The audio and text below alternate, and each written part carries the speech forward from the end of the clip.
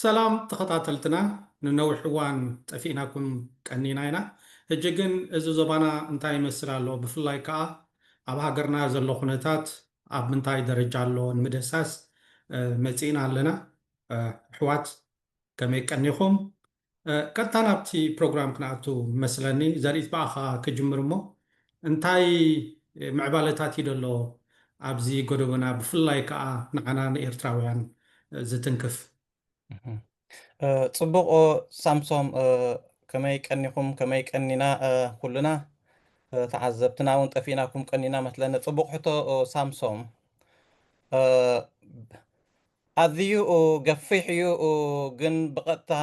ኣብታ ብቐንዱ ናብታ ትምልክ ናይ ኤርትራ ጉዳይ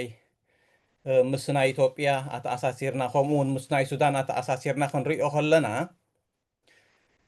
እቲ ኩነታት ኣሰካፊ ኣዝዩ ኣሰካፊ ዘሎ ይመስል ከም ናቴ ጠማምታ ከም ናቴ እናብባ እዚ ድማ እንታይ እዩ እቲ ሓደ ኩሉ ግዜ ከም ንብሎ እቲ ንሕና እውን ኣብ ደገ ከም ንስደት ጌርና ዘሎ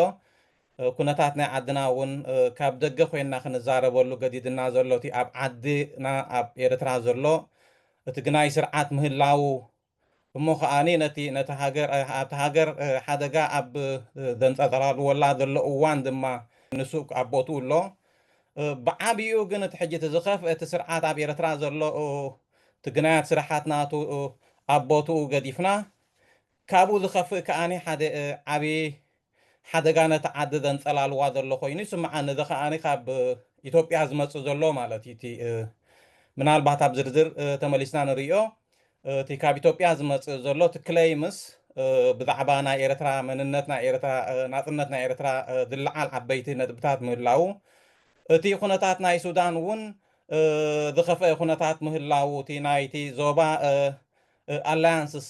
ምሻለልካ ዝቀያየር ኣብ ዝኾነ እዋን ድማ ኩናት ክውልዓሉ ዝኽእል ዝመስል ኩነታት ዘለና ኮይኑ ስምዓኒ ብሓፈሻ ክሪኦ ከለኹ ናይ ወዘሪት ከምዚ ትብሎ ዘለኻ እዚ ከባቢና ብጣዕሚ ሓደ ታዋሲ ዝኾነ ዞባ እዩ ግጭት ዘይፍለዮ ዕግርግር ዘይፍለዮ ዞባ እዩ ምናልባሽ ኣብ 2018 እቲ ናብ ኤርትራን ኢትዮጵያን ዝነበረ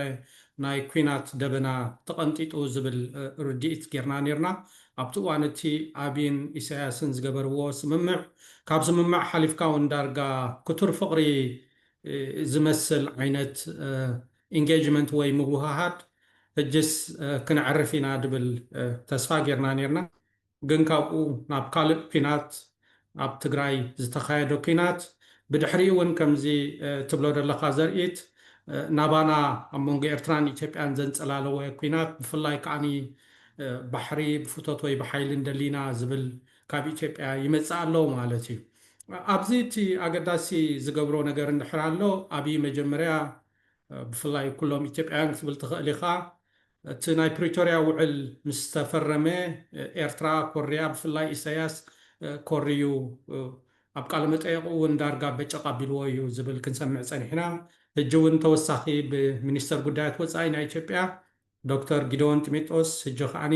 ሓድሽ ናሬቲቭ ዓይነት እውን ንሰምዕ ኣለና እስከ ነዚ ክልተ ወሃሂድካ ተስፈ እንታይ እዩ ድመስል ዶክተር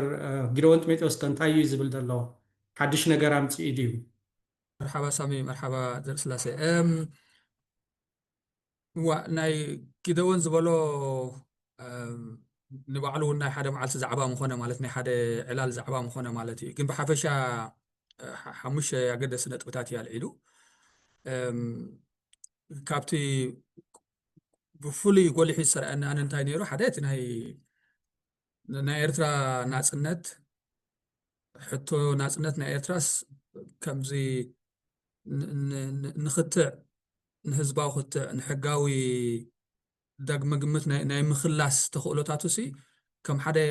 ኖርማል ኣካል ናይቲ መዓልታዊ ፖለቲካውን ዲፕሎማስያውን ቋንቋ ገይሮሞ ኣብ ኢትዮጵያ ማለት እዩ ሊትራሊ ሲ ሜይንስትሪም ገይሮሞ ነቲ ኤርትራስ ናፅነት ግባእ ኣይግባእን ዝብል ሲ ከም ሕቶ ከም ሓደ ኖርማል ናይ ፖለቲካዊ ምብህሃል ክኸውን ዝግብኦ ነገር ገይሮም ሕፍረት የለን ክንሓፍር ኣይግባእናን ኢሉ ነይሩ ቅድሚ ሕጂ ኣብ ብዛዕባ ባሕሪ ሕቶ ባሕሪ ብዝለዓል ማለት እዚስ this is not something comes خحفرنا ዝግቦ ይኮነን ገለብል ነይሩ ማለት ሽዑ ዝነበረ ከማን ኢትዮጵያስ ባሕሪ ከም ዝግባኣ ናይ ባሕሪ ኣክሰስ ከም ዝግባኣ ፍደገ ከም ዝግባኣ ዝንዝብል ሕቶ እዩ ከማንስ ክንሓፍረሉ ይብልናን ሕጂ ግን እንታይ ኣቕሪቦ ካብዛ ናይ ትማሊ ናይዚ ወፃኢ ጉዳያት ሚኒስተር ዝረኣኽዋ ናጽነት ናይ ኤርትራስ ዳርጋ ኮሽናብል ከም ዝኾነ ማለት እዩ which is ብጣዕሚ ሓደገኛ ዝኾነ ፖለቲካውን ዲፕሎማስያውን ትረኻ እዮም ፈጢሮም ዘለዎ ማለት እዩ ብሓፈሻት ብዛዕባ ናይ ኣብ ኣስመራ ዘሎ ስርዓት ዝሃቦ ትንታነ ክንሪኦ ንኽእል ኢና ግን መራሕቲ ናይ ኣብ ኣስመራ ዘሎ መራሕቲ ሰብ ብዛዕባ ፖለቲካዊ ኩነታት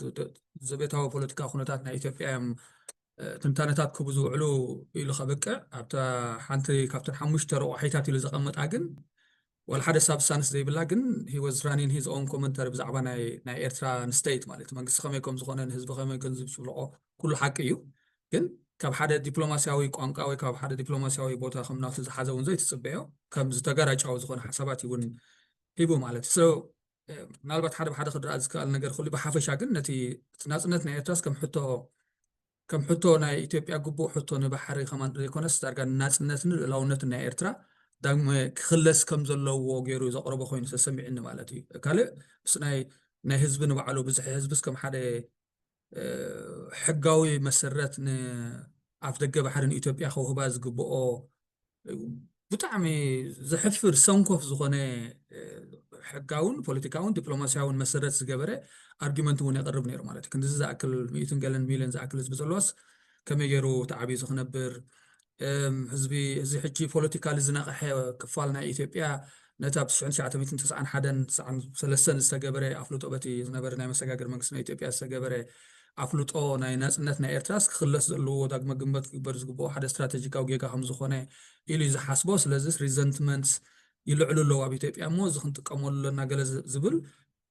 ኣዝዩ ዘሕፍር ማለት እዩ ዘረባታት ተዛሪቦም ዘሕፍር ጥራሕ ዘይኮነ ሕጂ ሓደገኛ እዩ ማለት እዩ ምናልባት ናብቲ ዛዕባኻ ንክንምለስ ሓደገኛ ዝኾነ ናይ ኩናት ኣንፈታት ደበናታት ኣብ ምንጽልላው ዓብ ተራ ዝፃወት ዘሎ ኮይኑ ይስማዕኒ እዎ ተስፌ ምናልባሽ እሳ ኣገዳሲት እንድያ እታ ትረኻ ምፍጣር ድበልካያ እሳ እታ ሓንቲ ብዓብዪ ድሰርሑላ ደለዉ ናብ ኢትዮጵያ ማለት እዩ እዚ ትረኻ እዚ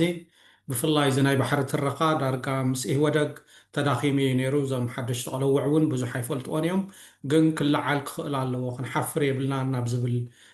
ዓይነት እዮም ዝመፅእ ዘለዉ ኣብ ኣኽትውስ ከላ ክገድፈካ እንደ ዘርኢት ግን ኣብ ልዕሊኣ እቲ ኤሊት ናይ ኢትዮጵያ ምናልባሽ እቲ ህዝቢ ኢትዮጵያ እኮ ድምፂ እውን የብሉን ክዛረቡን ኣይክእልን እዩ ክትብል ትኽእል ኢኻ ብፍላይ ኩሉ ህዝቢ ኣፍሪቃውን ክንብል ንኽእል ኢና እቲ ኤሊት ከ ነዚ ናይ ባሕሪ ትረኻ ብኸመይ ይሪኦ ኣሎ ማለሲ ገሊኦም ኖኖ እዚ ባሕሪ እዚ ስኒ ናይ ኤርትራ እዩ ብስምምዕ ክንወስዶ ኣለና ዝብሉ ዶ ይበዝሑ ይመስለካ ወይስ ሓይሊ ተተረኺብናስ ንውሰድ ደኣ ንገብድ ደኣ ናብ ዝብል ዓይነት ትረኻ ይኸይድ ኣሎ እቲ ኤሊት ንብል ጽቡቕ ሕቶ ሳምሶን ከምዚ ተስፋኣሎም ክብሎ ፀኒሕና ኣብ ኣንድ ኣቢሉ ትገብር ዘላቲ ኣዝዩ ሓደገኛ ዝኾነ ትረኻ እዩ ዝመፅእ ዘሎ ምስታ ናትካ ሓቶ እውን ትተኣሳሰር ሳምሶን እذكረኩም እውን ንዓኹም እብል 91 ኤርትራ ናጽነት ናታ እንዳወፀትን ከላ ኣነስ ናይ ሻብዓይ ክፍሊ ተምሃራይ ነይረ ወታደራት ናይ ደርጊ ከመይ ከም ዝኸዱስ ይርኦም ነይረ ማለት እዩ 93 ከሎ ኣነ ብቲ ናይ ሪፈረንደም መንእሰይ ኮይነ ነቲ ድምፂ ናይ ናጽነት ዝህብ ዝነበረስ እቲ ዕድመ ናተይ ስለ ዘይኣኸለ ከድምፅ ስለ ዘይክእል ግን ንኡ ነቲ ሰብ የሳሲ ነይረ ማለት እዩ ብማይ ንሳይ እንዳተቐበልኩ ኣብዚ እዋናት ድማ ኣብቲ ዝገብሮ ሪሰርች ኣብቲ እዋናትስ ስምዒት ናይ ኢትዮጵያውያን እንታይ ነይሩ ኣብ ናይ ኤርትራ ናጽነት ዝበሃል ሕቶ ሳይ ንኽርኢ ድማ ኣብ ዘንብበሉ ውሕዳት እዮም ነይሮም ምሻለልካ እቲ ኣወፃፅኣ ናቶም ኩነታት ናቶም ዘርእዮ እሞ ከዓኒ እቲ ብዛዕባ ልኡላውነት ናይ ኤርትራ ተደፊኦም ዳኣዮም ወፂኦም ድሕሪኡ ድማ እቲ ከምዚ ዝበልኮት ናይ ሪፈረንደም ኩሉ ትስታያት መስራሓት ማለት እዩ ናጽነት ናይ ኤርትራ ብስታይ ናታ ኤርትራውያን ብስታዮም እዮም ወሲዶሞ ድሕሪኡ ድማ እቲ ዓለም ዝተቐበሎ ማለት እዩ ኢትዮጵያ ድማ ኣብኡስ ሰይንክህልዋ ኣብቲ ናይ ናፅነት ናይ ኤርትራ እዩ ሕጂ the prime minister ናይ ኢትዮጵያ ዝፅውዕ ዘሎ እቲ ፎሬን ሚኒስተር ናቱ እውን ዝፅውዕ ዘሎ እቲ ኣነ ናይዚ ፎሬን ሚኒስተር ናይ ኢትዮጵያ ዘን 5 ነጥብታት ዘምፅአን እዚ ካብ 2023 ናይ ኦክቶበር ኣትሒዝካ ድማ ፕራይም ሚኒስተር ናይ ኢትዮጵያ ዶክተር አብይ ኣብ ፓርላማ ዝቀረቦ ክልቲኡ ተኣሳሲሩ ዝኸይድ ነቲ ከም ሃገር ልኡላውነት ናይ ኤርትራ ዝግህዝ ማዕረ ማዕሪኡ ከዓኒ እንዳ ኣስተማሰለ ከዓ ትምሻለልካ ኤርትራሲ ብግናይ ዝኾነ ስርዓት ምራሕ ስለ ዘላን ድምፂ ናይ ተደናጋፅነት ናይ ህዝቢ ኤርትራ ንምስሓብ ዝመስል ስታያት ዘለዎ እዩ እዚ ሕጂ እቲ ዲስኮርስ ምሻለልካ እንታይ እዩ 2 ሚልዮን ናይ ህዝቢ ናይ ኤርትራ ን130 ወይ ድማ ን120 ሚልዮን ናይ ኢትዮጵያስ ሳፎኬት ክገብር ወይ ድማ ናይ ባሕሪ ምሻለልካ ዋንነት ክኸልእ የብሉን ዝብል እዮም እቲ ክሌምስ ዘምፅዎ ዘለው እዚ ድማ በቲ ኣብ መንግስቲ ዘሎ ሓይሊ ምሻለልካ ሚኒስተራት ወይ ናይ ምክልኻል ኣብ ናይ ምክልኻል ፖርቶፎሊዮስ ዘለው ናይ ሰራዊት ሓለፍቲ ጥራሕ ዘይኮነ ኣብዚ ናይ ሜድያ ናይ ሶሻል ሜድያ ክሪኦ ከለኹ ወላቶም ተቃወምቲ ዝበሃሉ እውን ክሪኦ ከለኹ ገሊኦም እዚ ኣብይ ኣልዒልዎ ዘሎ ሕቶስ ዳርጋ ናይ ግዜ ሕቶ እዩ ኮይኑ ደኣ እምበር ናይ ህዝቢ ኢትዮጵያ ድሌት እዩ ዝብል ዘምስል እሳዩ እቲ ናሬቲቭ ዝኸይድ ዘሎ ሕጂ እዚ እንታይ ዘተክፈኒ እዚ ኩናት ተዳ ተላዒሉ ሓደገኛ ምዃኑ ማለት እቲ ብውየት ናይ 91 ዘምፃእክዎ እቲ ኢትዮጵያሲ እቲ ኩንነት ኣብ ኤርትራ ዝገፅዎ ዝነበሩ ሞ ብኸመይ ድማ ተደፊኦም ከም ዝወፁ ንኡ ክርእይዎ ኣይከኣሉን ዘመራሕትናቶም ኣብዚ እዋን እዚ ዘለው እቶም ኣብ ሜድያን ኣብ ገለገለ ድማ ዝንቡዕ ስታያት ርእቶታት ዝህቡ እውን ንኡ ዘበራብሩ ዘለው ኮይኑ ስምዓኒ ኣሰካፊ ድማ እቲ ዝገብሮ ነዚ ኩናት እንተደኣ ተላዒሉ ምክንያቱ ነቲ የዋህ ህዝቢ ናይ ኢትዮጵያ ንምልዓዓል ብስም ሃገራውነት ሳይ ንምግባር እቲ ሕልምታት ናይ ዓባይ ናይ ኢትዮጵያ ንኣብኡ ገፁ ዝኸይድ ኣሰካፊ ኣካይዳታት ይርእነ ስለዚ ኣዝዩ ሓደገኛ እዩ ወላ ከምዚ ኢልካ ንፁር ገምጋም ናይቲ ርእቶታት ናይ ህዝቢ ኢትዮጵያ ክትብ እንተዘይከኣልካቶም ኢሊትስ ግን ይገፅዎ እዮም መብዛሕትኦም ነዚ ናይ ዶክተር ኣብን ሚኒስተራቱን ሳይ ዝብልዎ ዘለው ዳርጋ ክልተ ክትዓት ይርአ ዝበዝሐ ናብዚ ናይ ማሕበራዊ ሜድያ ገሊኦም ከም ዝትብልዎም ዘለኹም እቲ ሓይሊ እንድሕር ተረኺቡ ስኒ ዋይኖት እንድሕር ክኢልና ንዓሰብ ተቆፃፂርና ክንወስዶ ንኽእል ኢና ካብኡ እንድሕር ሓሊፍና እውን ነቲ መንግስቲ ክንቅይሮ ዘይንኽእለሉ ኣጋጣሚታት የለን ዝብሉ ኣለው ገሊኦም ከዓኒ እዚ ሕጂ ኣብ ዝገብሮ ዘሎ ንኢትዮጵያ ንመፃኢ እቲ እምነት ከጉድሎ እዩ ምስ ኤርትራ እሞ ድሕሪኡ ክጎድኣ እዩ ካብዚ ሕጂ ተጎዲኣቶ ዘላ ንላዕሊ ክጎድኣ እዩ ዝብል ክትዓት ይመፅእ እዩ ንኣብነት ኣብ ዝቐረባ መዓልታት ጀዋር ቃል መጠቕ ገይሩሎ ተስፈይ እውን ዘይተጋገየ ንገለ ፓርቲ ወይ ንኩሉ ተኸታቲልካዮ ኣለካ እንታይ ይመስል እቲ ናሬቲቭ እስከ ጀዋርሲ ሓደ ኦሮሞ እዩ ኣብ ባሕሪ ብዙሕ ኣይግደስኒ ሰላማዊ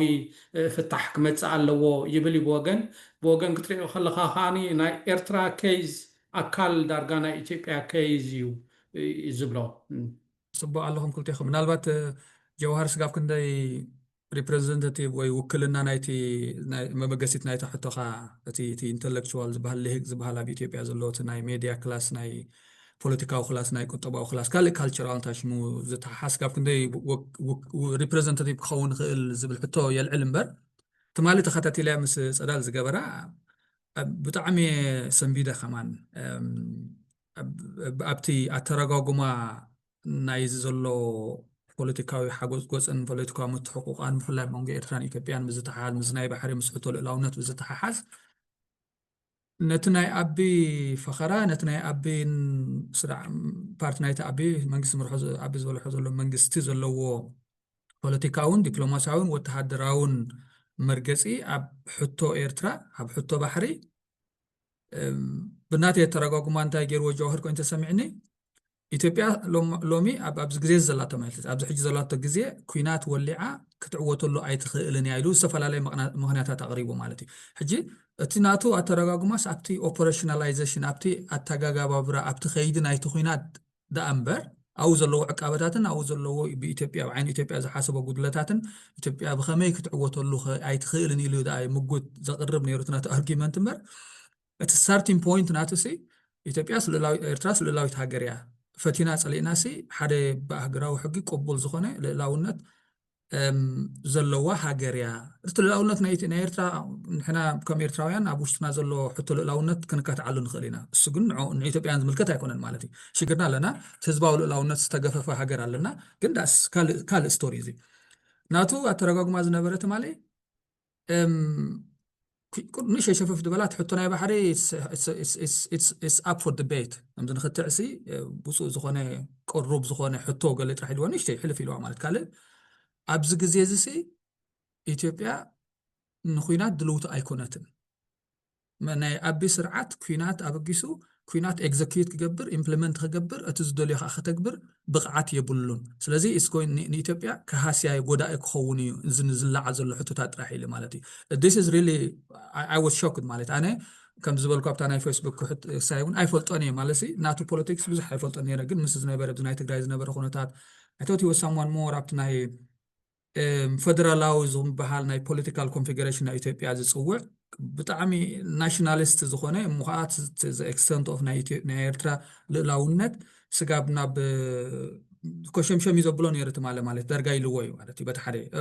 ጎረባብትና እንዳበለኸ ይጠቐሰ ልዕላውነት ናይ ኤርትራስ ክጠቅስ ኣይሰማዕዎን ሕጂስ ቴክስ ኣስ ባክ ኣብያ ሕቶ ተልዕለና ማለት እዩ ሕጂ እውን ጠቂስና ነርና መስለኒ ከምዚ ኣብ ኢትዮጵያስ ደይዝ ኣብ ኩሎም ዘይኮነስ ኣብ ገለ እቲ ኢንተሌክቹዋል ቤዝ ናይ ኢትዮጵያ ስጋብ ሕጂ ምስ ኣእምሩኡ ዘይተዓረቀ ምስ ሕሉፍ ምስ ታሪኻዊ ኩንነት ዘይተዓረቀ ክፋል ናይ ኢትዮጵያ ኣሎ ማለት እዩ ከምዚ ባህርያዊ ተፈጥሮኣውን ታሪኻውን መሰል ከም ዘለዋ ኢትዮጵያ ንባሕሪ ንኽትውንን ማለት እዩ ስጋብ ሕጂ ንኤርትራ በቲ ቀደም ዝነበረ መልክዕ እውን ዘይብሉ ኣቢሲንያ ድዩ ኢትዮጵያን ኢምፓየር ዝበሃል ዝነበረ ፖለቲካል ኮንፊግሬሽን ልክዕ ንዕኡ በዚ ሎሚ ዘላቶ ኢትዮጵያ መሲሉ ኤርትራ ኣካል ናይ ኢትዮጵያ ከም ዝኾነት ገይሩ ዝሓስብ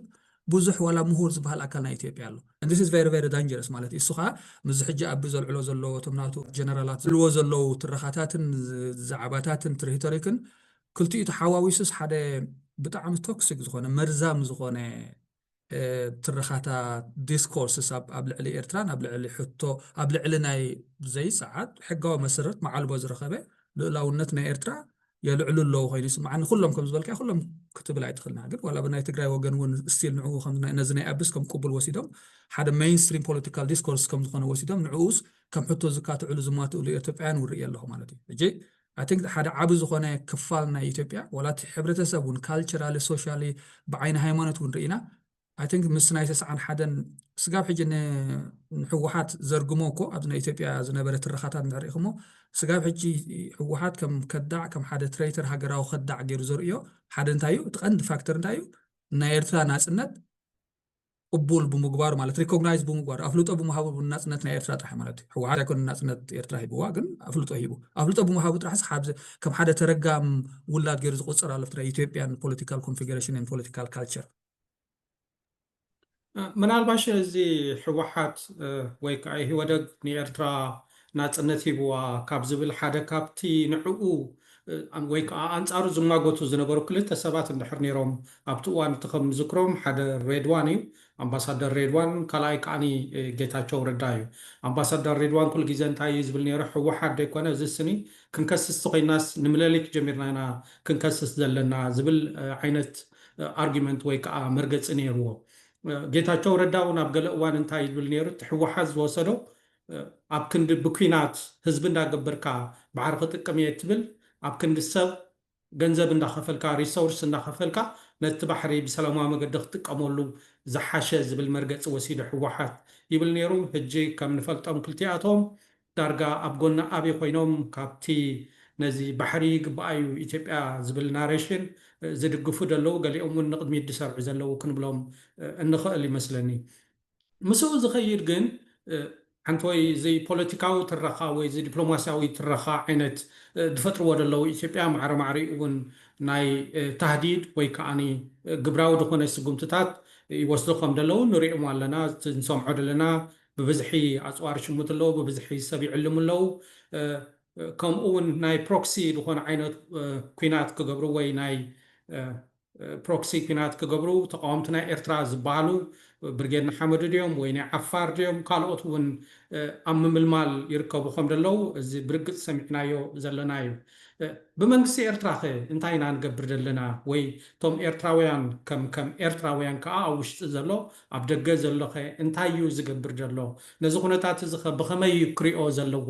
እዚ ሕቶ እዚ ልክዕ ከምቲ ዓንተይ ተስፈየ ዝበልካዮ እቲ መንግስቲ ይጠቕጠኩም ኣሎ ከም ዝገብረኩም ኣሎ ናፅነት የብልኩምን ዝበሃል ኣሎ ኩሉ ሓቂ እዩ ግን እቲ መንግስትን እቲ ሃገርን እቲ ህዝብን ሓደ ድዮም ብኸመይ ኢና ነዚ ክንሪኦ ዘለና እስከተ ኣባኻ ክመፅእ ዘርአ እቲ ንሱ እንዲ ዘሰክፈካቲ ብሓደ ግናይ ዝኾነ ስርዓት ኣብ ዓዲ ምህላው ብካልእ ወገን ከዓኒ ግናይ ክብል ከለኹ ምስ ህዝቡ ወይ ብትካላዊ ብህዝባዊ ትካላት ክመሓደር ዘይክእል ስርዓተ መንግስቲ ኣብ ዘለወሉ ኩነታት እሞ ከዓ እቲ ክእርም ዝኽእል ክዓሊ ዝኽእል ወይ ድማ ኣማራፂ ሓሳባት ክቕርብ ዝኽእል እቲ ተቃዋሚ ፖለቲካዊ ተቃዋሚ ሓይሊ ንብሎ ከዓኒ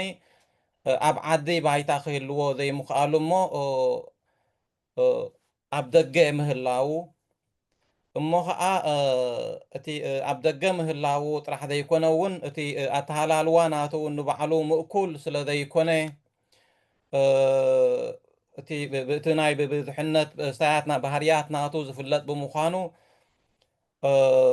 ካብ ስክፍታ ሓሊፍካ ኣውራ እዚ ኣብ ደገ ብዘሎ ሓይሊ ማለት እዩ ካብ ስክፍታ ሓሊፍካ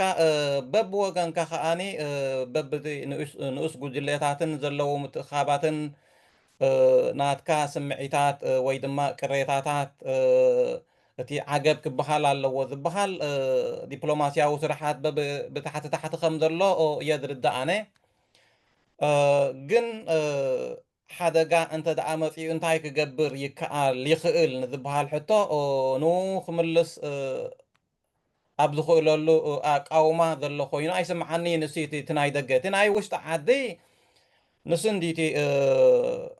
ኣብ ከምዚ ኩነታት ብኡ ኮይቲ እቲ ግናይ ኣብ ከም ዘሎ ቅቡል ንውሰዶ እቲ ግናይ ዝኾነ ስርዓተ ምሕደራ ኣብቲ ዓዲ ከም ዘሎ ግን ከዓኒ ነዚ ግናይ ዝኾነ ስርዓተ ምሕደራ ካብቲ ሰራዊትን ካብቲ ህዝብን ከዓ ፈሊናኻ ክንሪኦ ክንክእል ኣለና ሕጂ ኣብኡ እዩ ሕዝታይ ዘሎ ብዙሕ ግዜ ክንቀፍ ንኽእል ንምንታይ እቲ ስርዓት ክትኣሊ እንዳደሊኻ ከለኻ ንምንታይ እቲ ስርዓት ዝውንኖ ትካላት ክበሃል እንከሎ ድማ ሰራዊት እቲ ህዝቢ ንሱ ናብኡ ገፁ እንታይ ስለ ዝመፅእ ኣነ ከም ዝርዳእኒ ኣየምፃዮ ደኣ እምበር እቲ ምድላዋት ንሕና ክንሪኦ ንኽእል ኣብ ደገ ከዓ ስለ ዘለና ምሻለልካ ከምዚ ኢልካ ክትዛረበሉ ስለዘይትኽእል እምበር እታ ሃገር ነብሳ ክትከላኸል እያ እቲ ኣብ ደገ ዘሎ እውን ነብሱ ነቲ ሃገር ኣብ ምክልኻልሲ ብኸመይ ደኣ እዩ ኮይኑ ተወዲቡ ሳይ ክኾነ እምበር በብወገኑ እውን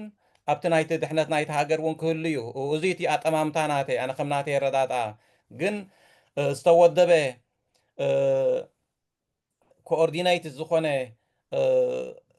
ኣካይዳታት ንርኢ ኣለና ነቲ ከምኡ ንኸይነብር ከዓኒ እቲ ስርዓት እዩ ዓጊትና ዘሎ ምክንያቱ ስልጣን እቲ ሓይሊ ኣብቲ ስርዓት እዩ ዘሎ ንሱ እቲ ፀገም ኣነ ክሪኦ ከለኹ ምናልባሽ ተስፌ ንዓ ርእቶ ክትበላ ትኽእል ኢኻ ግን ኣብ ርእሲኣ ከዓ ክውስኽ ዝደሊ ኣጋጣሚ ክልቲኣትኩም ናይ ፖለቲካል ሳይንስ ወይ ኢንተርናሽናል ሪሌሽንስ ሃገራዊ ዝምድናታት ምሁራት ኢኹም እዚ ዝኸውን ዘሎ ብኢትዮጵያ ብዓለማዊ ደረጃ ቅቡል ኮይኑ ዶ ይስማዓኩም ኩሉ ግዜ ኣብይ ዝብሎ ነገር እንድሕር ሰሚዕናዮ ንቻይና ነገርናያ ንፈረንሳይ ነገርናያ ገሊአን እኳ ተቐቢለናናየን ገሊአን ሰሚዕናናየን ገለ ዝበሃል ኣሎ እንታይ እዩ ናብ ዝናትኩም ርእይቶ ትሚሉ ፕሮፓጋንዳ ድዩ ዝነዝሓልና ደሎ ወይስ ከምኡ ዓይነት ነገር ክረክብ ይኽእል እዩ ንሓንቲ ልኡላዊት ሃገር ክወርር ከፍቅዳሉስ ይኽእል እየን ኢልኩም ትሓስቡ ዶ? ብሕጊ በቲ ሃገራዊ ሕጊ ማለት እዩ እንድሕር ኣሎ የገልግል ይሰርሕ የልና ንሓስበሉ ኮይና ንቕበሎ ኮይና ኦፍኮርስ ኣይግባእን ማለት እዩ እቲ ሓፂር መልሲ ግን እቲ ሃገራዊ ሕጊ ምስ ልኡላውነት ተተሓሒዙ ምስ ዲፕሎማስያዊ ኣፍልጦ ተተሓሒዙ ምስ ዘይምውራር ጣልቃ ዘይምእታው ተተሓሒዙ ዘሎ መዋቕራት መስተጋብራት ናይ ሃገራዊ ሕጊ ኩሉ ግዜ ከዓ ብጂኦፖለቲካውን ጂኦቁጠባውን ጂኦስትራቴጂካውን ረብሓታት እውን ዝተዓምፀፀ ማለት እዩ ሕጂ ምሴናይ ሃገራት ምሴኖት ፓወርስ ኣቢ ከምኡ ዓይነት ብድሕሪ መጋረጃ ዝግበር ዲፕሎማስያዊ ሽርክነታትን ምስ ናይ ሴኪሪቲ ምትእስሳራት ተሓሒዙ እንታይ ዓይነት ዝምድናታት ወይ ነናይ ሃገራት ሎቢ ክገብር ይኽእል ዝብል ሕቶ ወሳኒ ኮይኑ ይስማዓኒ ማለት እዩ ንኣብነት ሕማቅ ኣጋጣሚ ኮይኑ ምስ ኣሜሪካ ዝኣመሰላ ምስ ናይ ምዕራባውያን ናብዚ ኤውሮጳ ዘለዋ ምዕራባውያን ሃገራት ዓበይቲ ሃገራት ፀለውቲ ሃገራት ማለት እዩ ምስ በዓል ቻይና እንተዳ ክእምን ዝኽእል ኮይኑ እቲ ሃገራዊ ሕጊ ንብሎ ዘለና ኣቦቱ እንዳሃለዎ ከሎ እዚ ንሪኦ ዘለና ሎሚ ዓለም ናይ ሕጊ ጣሻ ኮይኑ ዘሎ ማለት እዩ እቲ ዝሓየለ ዝነብረሉ ዝሓየለ ድላይ ዝገብረሉ ዳርጋ ኮይኑ ኣሎ ማለት እዩ ስለዚ ዋላ እኳ ዘይሕጋዊ እንተኾነ ግን እቲ ክረኽቦ ዝኽእል ዲፕሎማስያውን ፖለቲካውን ካልእ ናይ ድሕሪ መጋረጃ ዝግበር ሓገዛትን ምትብባዓትን ቁሩብ ስንቂ ክኾኖ ይኽእል ዝብል ገምጋም እዩ ዘለኒ ኣይግበሮ ዝኾነ ኩናት ተተላዒሉስ ቅድሚ ሕጂ እውን ከም ዝበልናዮ እቲ ናትና ስርዓት ዝገበሮ ምስ ናይ ኣብ ዩክሬን ዝነበረ ዘሎ ናይ ራሽያ ኩነታት ብዝተሓሓዝ ምስ ራሽያ ዝወሰዶ እዚ ውግንና እንድሕር ሪኢኻያ በቲ ሓደ እንታይ ጌርና ንዓና ወላ እቲ ዲፕሎማስያዊ ዓቕምታትና የብሉን ዝለመሰይ ዘርእስላሰ ዝያዳ ፈልጦ ነታ ንእሽተይ ክትህሉ ትኽእል ሃገራዊ ሕጊ እውን ከም መሰረት ጌርና ሎቢ ክንገብረላ ከምዘይንኽእል ጌርና ዘሎ ማለት እዩ ስለዚ ፅልዋ የብሉን ክንብል ኣይንኽእል ኢና እተን ዓበይቲ ሃገራት እንተዳ ኮንቪንስ ክገብሩ ዝኽእሉ ኮይኖም ከእምኑ ዝኽእሉ ኮይኖም ማለት እዩ ትሕቶ ኢትዮጵያ ሂስቶሪካል ርኢና ባንክ ክትገብረሉ ትኽእል ገለ ዲፕሎማስያዊ ሪሶርስስ ኣለዋ እዩ ማለት ምስ ኤርትራ ብምውድዳር ብርግፅ ማለት እዩ ኦፍኮርስ ሕጂ ከመይ ኣሎ ብኸመይ ይርአ ዘሎ ናይ ኣቢ ስርዓት ካልእ ኣተረጋጉማ ክህልዎ ዝኽእል ኮይኑ ኣናባባ ክህልዎ ዝኽእል ኮይኑ ግን ምስ ቀደም ምስ ኣሜሪካ ዝነበራ ታሪክ ምስ ምዕራባዊ ዓለም ዝነበራ ባህላዊ ካልእ ምትእስሳራት ኣብ ግምት ብምእታው maybe still تعدل كل يخلي لي حسب in terms of نت زلوا ناي corridors of ناي صلوا ناي diplomacy ناي lobby بخمي كتقوموا لي يخلوا مالتي بتحدوا جن of course ناي ترى سرعة كهم يقبلكم زلوا فلوت نجاريس لذي علو كوين يسمع عني سقاب كندي materially impact خجوبر زخيل I don't know من البعض قرب كتقولنا يشجر خون كوين يسمع عني كدامي كدمي از نبرت حتى انت يعني را مساعدة تحيز از نبرت كدمي ناي ናይ ኤርትራውያን ኣብ ደገ ዘሎ ዝናይ ኣብ ዲያስፖራ ዘሎ ነቲ ስርዓት ዝቃወሞ ግን ምዝ ሕጂ ተፈጢሩ ዘሎ ሓድሽ ፖለቲካዊ ምዕበለታሲ እንታይ ይመስል ዋላ ብዛዕባ ዓዲ ዘሎ ምናልባት ዘርኢ ስላሰ እውን ፅቡቅ ጌር ስለ ዝበላ ኣነ ካብቲ ደስ ዝበለኒ ኦፍኮርስ ናይ ዝሕማቅ ኩነታት ናይ ዝኣጋጢሙ ዘሎ ሕማቅ ኩነታት እቲ ኣብ ደገ ዘሎ ተቃውሞስ ዋላ በቲ ስርዓት ተበዲሉ በቲ ስርዓት ተጨፍጪፉ እንዳሃለዎ ከሎ ግን ነቲ ስርዓት ካብቲ ሃገር ብምፍላይ እቲ ሃገር ካብቲ ስርዓት ከም ተዓቢ ብምርኣይ ምስ ኩሉ ሕማሙ ምስ ኩሉ ቁስልታቱ ስቲል ምስ ህዝቢ ወጊኑ ዘሎ ማለት እንታይ ክገብር ይኽእል ፕራክቲካሊ ናይ ብሓቂ ክግበር ዝኽእል ነገር ኣብ ደገ ኮይንካ ተሰዲድካ ንባዕልኻ በቲ ስርዓት ተሳጊብካ ብልግፅ እንታይ ክግበር ይኽእል ኩኖ ሞራላውን ፖለቲካውን ዲፕሎማስያውን ደገፍ ምግባር እንታይ ክግበር ይኽእል ኣብዚ ሕጂ ብርግፅ ክረአየኒ ዝኽእል ነገር የለን ምክንያቱ ልቦና እንተ ዝህልዎ እቲ ስርዓት ናይ ብሓቂ ብህዝቢ ዝሓልተ ዝኸውን እቲ ስርዓት እዚ ኣብ ዝበዝሕ ኣብ ዝደንበ ተቃውሞ ብደገ ተራእዩ ዘሎ ሓድሽ ህዝባዊ ወገንነት ሓደ ዓብ ለሰን እዩ ክኾነ ዝግብኦ ማለት እዩ ምክንያቱ ብኸመይ እዮም ፍሬም ዝገብሩና ነይሮም ድሕሪኢኹም እዚኦም ፀላእቲ ሃገር እዚኦም ልዕላውነት ናይ ኤርትራ ዘይኣምኑ እዚኦም ፀላእቲ ህዝቢ ኤርትራ ኮይኖም ሆ ዝብሉ እዚኦም ልማፅ ናይ ክሳይ እንዳበልዑ ከምዚ ዝገብሩ ንህዝቢ ዘይሓልዩ ገለ እንዳተባሃሉ ናይ ምስይጣን መልእኽትታት ናይ ምስይጣን ፕሮፓጋንዳታት ይተኻይዱ ብ20 ገለን ዓመታት ማለት እዩ وهل حجي نرأي لنا مالت انتاي كم زخوني من إرترا لونت نا إرترا صدقتا أب حدقا خمزقتو بطعم قلوز كوينو له مالت حجي ناي تسرعات إراتيك زخونة ميس أدفنتشرز سيلو زخونة بوليتيكاوي استراتيجيك ميستيكسن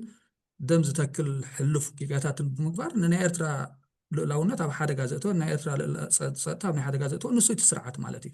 نحنا لوت إزدل نيرو بزدق زلو سب حجي خا مس هزبو خوينو له مالتي سو ناي بحق قرعو تزخون ناي بحق لبونات زلو تسرعات تسيستم أبتعد زلو زحجي حزب إرترا أبز دقة زلو هو حدث ولا بقال مالتي نحن أمس بنانا نازل لنا كوراويان ناب سمن كوراويان تايبلو أبشاينا خلقون سبعة زنبور كعلال نتمر حيو أمس هي زي جيرك جين هي أور جيرك مالس عبوديو زهلالي قلنا ناسنا زهلالي مالتي حجزنا جديون كسمعوا خلقو تمالس مالس هو أريو نسخة أناليسيس قبلنا خمسة خدن قصلنا حلاي خوين كابز عوامن إسي إرترا خمسة خطبلنا وين انتهيت قبل الله نفلتنا حجي جركنا هي زي جرك إسياسي صلول عبوديو سيستم ناتو مالتي كن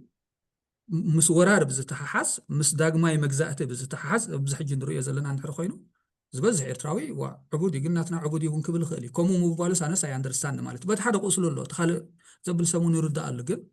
زي هاجرن حزبن سرعاتن اتمص اي نايت تدوليو عدن فلالي خاب مرأي اتنك ترايت وساند وسد خويني سمعنتي اتي ابز دغزلو حزبناتنا مالت انتي كغبر خل براكتيكالي قرعو زخونه سرعات لبام زخونه سرعات تزهلو مونتاي كغبر خل اسكن تحاور ولا اسك كما مراص اسكن وسدو خم حنتي امبورتانت مايلستون جانكشر اسكن وسدا يهن مينكن بهاليلون ما يبخت كملا خلات ናይ ሓፋራት ኣተኣታትዋ ገይሩን ማእተወላ ንብል ማለት እዩ ግን ንሶም ዝጥቀምላ ዘለዉ ሕጂ this is a good opportunity ንዓና ማለት ሓደ ፕሮፓጋንዳ ትረኻ ክንፈጥር ማለት እዩ ንናይ ኢሳያስ ሓይሊ ኣመሊስካ ናይ ኢሳያስ ስልጣን ከዓ ንምንዋሕ እውን ክጥቀሙላ ይሓስቡ ክእሉ እዮም ሓደ ነገር ኣብዚ እንታይ ይመስለና ኣነ ብዛዕባ ኢሳያስን ብዛዕባ ኤርትራን ልዕሊ ኤርትራውያን ዝፈልጥ ዘሎ ይመስለንን ንኤርትራውያን ብዛዕባ ቀንዞኦም ብዛዕባ ሓጎሶም ብዛዕባ ኩሉ ነገራቶም ክትነግሮም ሙምኪን ካ ካብ ወስኻ ዘይነው ማለት እዩ ንፈልጥ ኢና ኣብኡ ነርና ናብኡ ኣለው ቤተሰብ ኣለና እቲ ፅቡቕን ሕማቕን ኩሉ ንፈልጦ ኢና ከምዚ ዝበልካዮ ከዓኒ እቲ ኢሳያስ ስርዓቱ ንፈልጦ ኢና ግን ከዓኒ እቲ ሃገርና እቲ ህዝብና ከዓ ናትና እዩ ማለት እዩ ሕጂ ምስኡ ዝተሓሓዝ ነገር ትምውድዳር እንድዩ ኣለዎ ሓደ ገሊኦም ንኢሳያስ ዝቕይረልናስ ወላ ንምንታይ ሰይጣን ይኹን ድብል ዓይነት ዘረባታት ሓንሳብ ይሰምዐ ምናልባሽ እዚ ናይ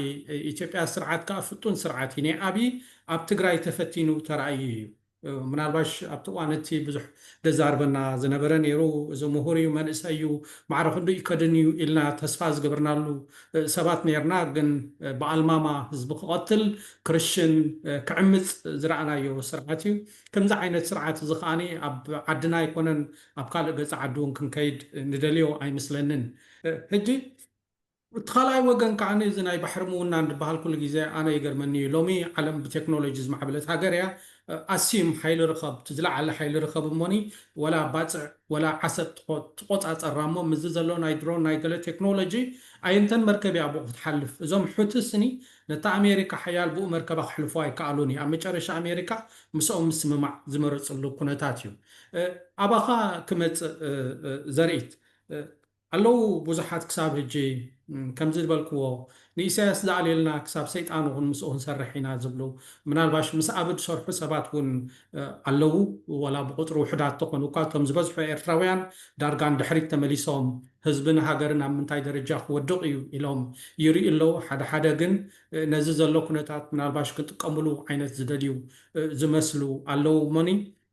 ካብቲ ኣብ ትግራይ ዝተገበረ ምናልባሽ እውን ካብቲ ኢሳያስ ምስ ኣብይ ዝገበሮ ኣይተማሃሩን ኮይኖም ምስምዑን እሞ እንታይ እዩ ናትካ ርድኢት ኣብዚ ኩነታት እዚ ነዚኣ ሕቶ እዚኣስ ኣብቲ ዓብዪ ናይ ዳያስፖራ ፖለቲካ ኣውሪድና እንተዳርኢና እያ እዚ ከምዚ ዓይነት ባህርያት እዚ ኣብ ኤርትራ ጥራሕ ኣይኮነን ተራእዩ ኣብ ካልኦት ሃገራት እውን ተራእዩ እዩ ብዙሕ ግዜ ውልቀ መለኽቲ ዝመርሕዎ ሃገር ተደኣ ሃልዩ እሞ እንተደኣ ከዓ ነቲ ተቃዋማይ ዝበሃል ሓይሊ ኣብ ባይታ ኣብ ውሽጢ ዓዲ ሰፈር ተደኣ ኸሊእዎ ብዙሕ ባህርያት ዘለዎም ተቃወምቲ እንዲዮም ዝፈርዩ ካብቲ ብዙሕ ባህርያት ዘለዎም ተቃወምቲ ኣብ ደገ ዝፈርዩ ማለት እዩ ተሓታትነት እውን ክትሓተም እውን ዘይትኽእል ኩነታት ዝፍጠረሉ ገሊኦም ምስ ዝኾነ ይኹን ሓይሊ ኮይንና ነቲ ስርዓት ክንኣልዮ ኣለና ዝብል ባህሪ ዘለዎም ይፍጠር እዮም ገሊኦም ድማ ሕጂ ዚኦም ምስ ዝኾነ ዝኹን ሓይሊ ኮይንና ነዚ ስርዓት ክንኣልዮ ኢና ዝብሉ ድማ እቶም ኤክስትሪም ናቶም ንባዕሉ እቲ ሓይሊ ምዝ ሓይሊ እዚ ኮይንና ክንሰርሕ ኢና ነቲ ስርዓት ክንኣልዮ ኢና ኢሉ ተባሂሉ ተለልዩ ዘሎ ኣብነት ኣብዚ ናይ ኢትዮጵያ እቲ ናቱ ድሌታት ኣብ ልዕሊ ኤርትራ ልኡላውነት ከም ሃገር ማለት እዩ ናፅነት ናይቲ ሃገር ዝግህዝ ድዩ እቲ ድሌታት ናቱ ወይስ እቲ ንሱ ዝገብሮ ዘሎ ፖሊሲ ማለት እዩ ከም ሃገር ከም መንግስቲ ልኡላውነትን መሬታዊ ሓድነትን ናፅነትን ኤርትራ ተቐቢሉ ግን ከዓኒ ፅልእናቱ ምስ ስርዓት እዩ ዝበሃል ሕቶ ኢኻ ትሓትት ኣብዚ እዋን እዚ ከምቲ ኣቐዲመ ዝበልክዎ ኣብ ኢትዮጵያ ዘሎ ሓይሊ ምስኡ ዝደናገፁ ሓይልታት እውን ኣብ ውሽጢ ዘለው ይኹን ኣብ ደገ ዘለው ይኹን እሞ ከዓ ነቲ ናቱ ፖሊሲ ዝገዝኡ ኣንጻር ልኡላውነት ናይ ኤርትራ ፖሊሲ ዘለዎ መንግስቲ እዩ ዘሎ ብወግዒ ማለት እዩ ብወግዒ ንዓለም እውን ዝሓበረሉ ማለት እዩ ሕጂ ናብ ዝኽውልውል የለን ኤርትራሲ ኣብ ኦክቶበር 2023 ፕራይም ሚኒስተር ኣብይ ማለት እዩ ኣብ ፓርላማ ተዛረቦ ብቪድዮ ሳይ ዝኾነ ማለት እዩ ባሕሪ ናይ ኤርትራ ብኩሉ ማለት እዩ ብታሪክ በቲ ናይ ህዝባዊ ርክባት ብቅርበት ይምልከተኒ ዝብል ማለት እዩ ኣብዛ ሓምሸይቲ ነጥቢ ናይ ናቶም ናይ ሚኒስተር ጉዳያት ወፃኢ ቅድሚ 2-3 መዓልቲ ዝበሎ ከዓኒ ኣብ 93 ኤርትራ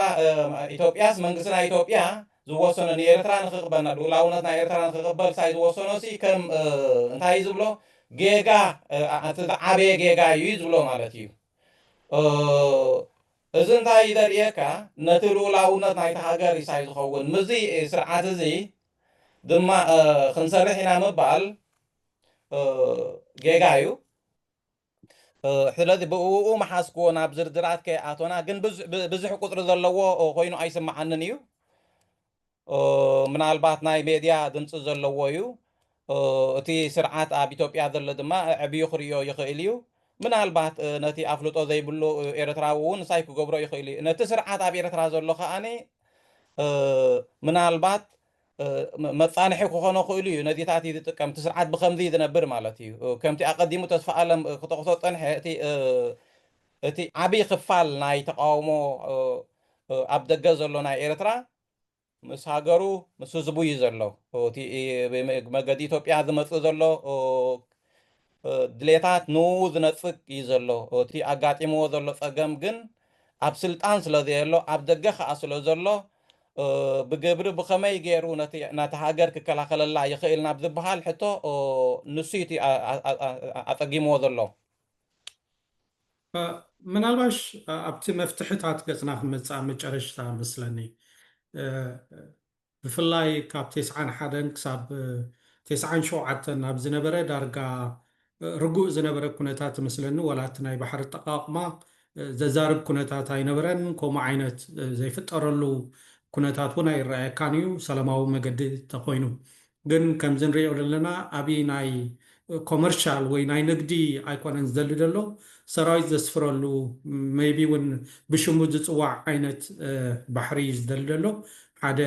ስም ከተርፋኡ ይደሊ ኣሎ ኣብዚ ኩነታት እዚ ሕጂ ብፍላይ ኣብዚ ሳለስቲ ክንሪኦ ከለና እቲ ናሬቲቭ ካብቲ ናይ ብታሪካዊ ብጂኦግራፊ ብህዝቢ ብገለ ዝብል ዝነበረ ተቐይሩ ዳርጋ ኣብዘን 5 ዘምፀን ዶክተር ጊደወን ኣብአን ተሓፂሮም ኣለው ካብኦም ሓሊፎም እውን ኣዘራርቡና ንዘራረብ ድብል ንሰማዕ ኣለና ኣብይ እውን ናብቲ ፓርላማ ኢሉ ነይሩ ንብዙሓት ሃገራት ኣዘራርቡና ኢልና ኢና ካብኡ ተሓሊፉ ግን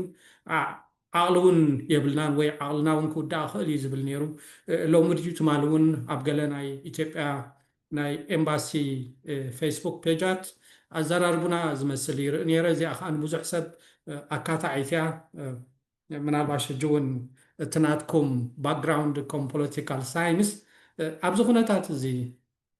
ኢትዮጵያ ክትወረና እንዳበለት እሞ ከዓ በተዛማዱ ኩናት ኣውጃትልና ክትብል ትኽእል ኢኻ ኣብ ርእሲ ኤርትራ ብዘላዎ ትልቅ እዋን ባሕርኩም ንደሊ ኣለና እሞ ንዘራረብ ክትብል ከሎ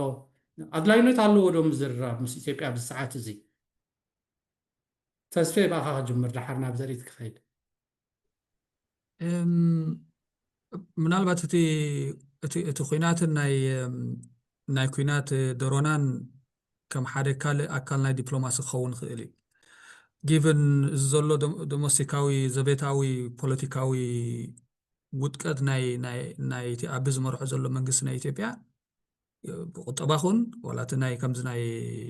ትማሊ እውን ጀዋር ፅቡቅ ገይሩ ስለ ዝገለፆ ኣድልየና ኣብቲ ትንታነ ምኻድ ግን እቲ ዘሎ ኢንሴኪሪቲስ ኣብቲ ዶሜስቲካዊ ኩነታት ንባዕሉ ኩናት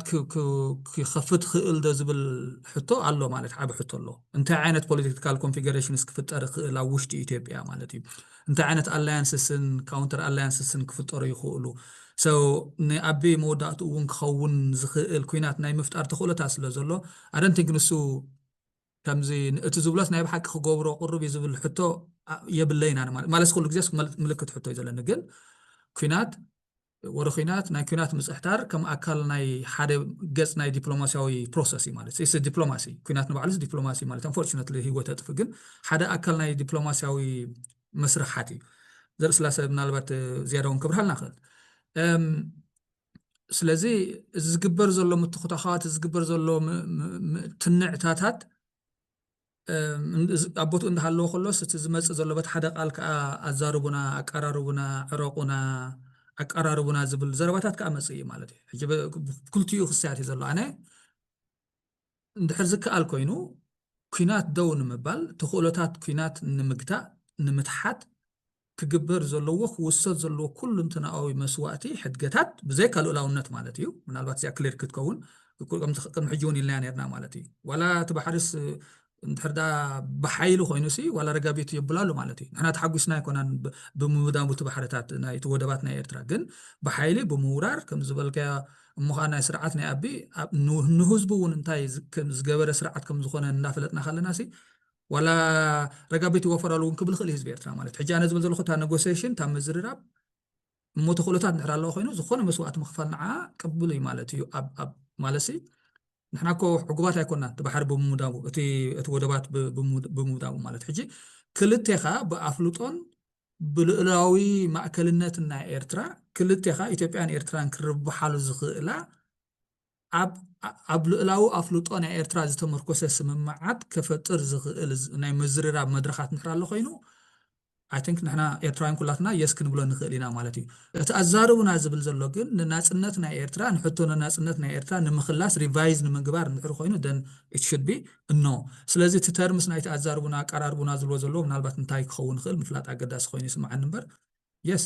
ንሕና ዳሞ እንታይ ዳሞ ትርጉም ኣለዎ ትባሕሩ እቲ ወደባታው ባዲሞ ማለት እንድሕር ዝከኣል ኮይኑ ተሰማሚዕኻ ኤርትራ ትረብሓሉ ኤርትራ ትምዕብለሉ ልዕላውነታ ከዓ ተረጋግጸሉ ኣብቲ ቦታ መሬታውን ልዕላውን ሓደ እዚ ቴሪቶሪያል ኢንቴግሪቲ ዋንነት ናይቲ መሬት ኣብ ናይ ኤርትራ ኮይኑ ግን ንኻልኦት ከዓ ክትጥቀማሉ ኢትዮጵያ ትኹን ካልእ ክትጥቀማሉ ብናትና ኣፍልጦ እንድሕር ደኣ ክስራሕ ዝኽእል ኮይኑ I think ኣብ ኤርትራ ዘሎ ስርዓት ናትና ከምኡ ዓይነት ዕድላት እንድሕር ኣለዎ ኮይኖም they would take it seriously ማለት እዩ unfortunately እዚ ዘሎ ዘረባታት ዘሎ ድሮናታት እንድሕር ዳ በርስት ገይሩ ወፂኡ ኩናት እንድሕር ተፈጢሩ we know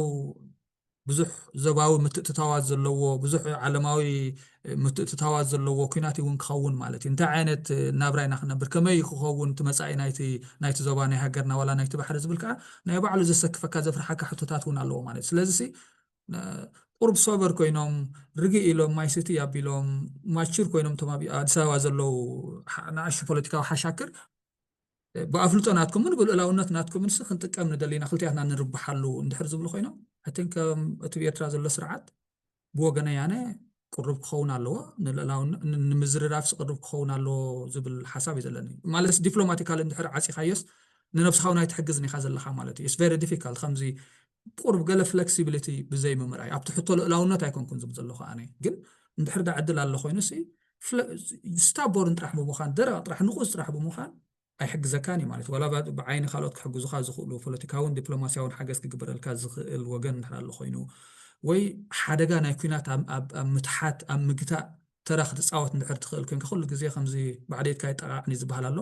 ነቲ ናይ ኣቢ ስርዓት ጥራሕ ክንነቅፍ ሕጂ ምክንያታዊ ምንቃፍና ማለት ግን በቲ ሓደ ከዓ እቲ ብኤርትራ ዘሎ ፖለቲካዊ ስርዓት ከዓ ሓደ ሰይጣን ዝኾነ ፖለቲካዊ ስርዓት ከም ዝኾነ ከዓ ንፈልጦ ኢና ማለት እዩ ስለዚ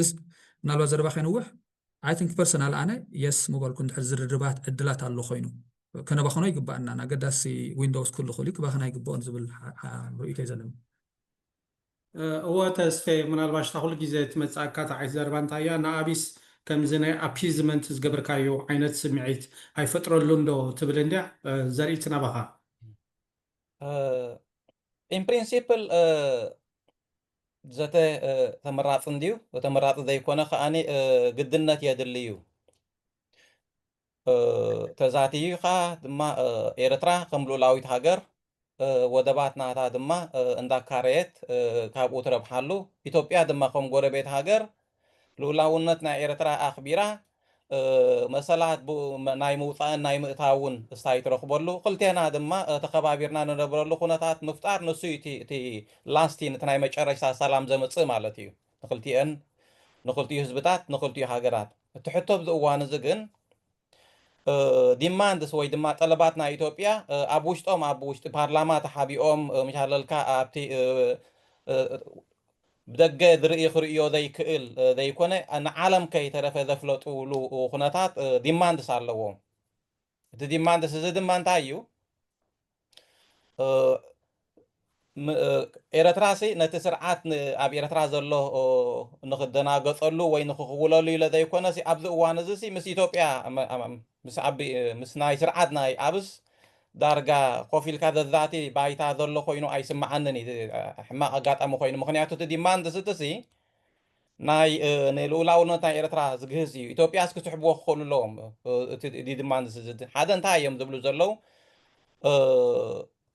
بمسارات نتناي عن سلسلة إيرترا خم هاجر ذقونتلو نو أب كوشن مارك زوتو تمال كي ترفع مالتيو أبسفل عليه توم لعلوت حلف تناي تسرعات مالتيو برايم مينستر ناتو دبتي برايم مينستر ويدماتي فورين مينستر ناتوم زبلوه توم بوقعي مالتيو نو نايتيس عن سلسلة سي إيرترا ناتنت ناتا استاي مقبارا مفقاد ناس ኢሎም የምልክት ሕቶ ዘውድዱ ኤርትራሲ ኣብ ኢትዮጵያ ተፀጊዓ ትነብር ያ እዮም ዝብሉ ማለት እዩ እቲ ሕጂ ንኣብነት ክሳብ ክንድዚ እስታይ ዝኸውን ከምቲ ተስፋ ኣለም ዝብሎ ፀንሐት እቲ ስርዓት ኣብ ኤርትራ ዘሎ እቲ ኩሉ ግናያት ናቱ በዓልና ንፈልጦ እንዲና ንህዝቢ ኤርትራ እንታይ ክኸውን ኣለዎ እንታይ ዓይነት ስርዓት ከምፅእ ይደሊ ከመይ ገይሩ ይቃለሶ ስርዓት ዝንኡ ክገድፉ ይኽእሎም ንሱ ጥራሕ ዘይኮነ ኤግዚስተንሻል ትረት ይብሎ ማለት ህላወና ኢትዮጵያሲ انت بحر انت هذا يرخيبا يوم زبلو مالتي حجي اذا كله خطري اخلخا ابتيس عن شمنتن خوينات ساي تغيرو وقلتن شحن قلتن دما مشال الكاتبين ساي كوينو نو بستفلالي انا نبعلي ابوشت ايرترا ስለዝነበርኩ بستفلالي ምክንያት እዚ እድን ሪኦ ዘለናይቲ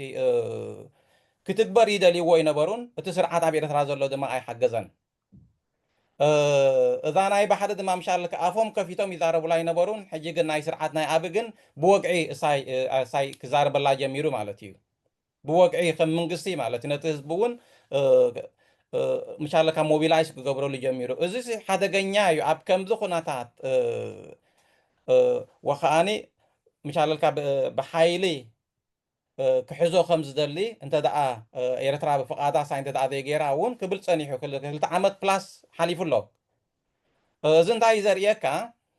تحايلي سلسة أنا دا أمبر تي أبي توبيا درلو حايلي نتيز دليو طلباتنا تو أبي إيرترا زرلو خدك بروس فقادا نياي زرلو تحايلي سايكلي وزرلو زن تدعا خوينو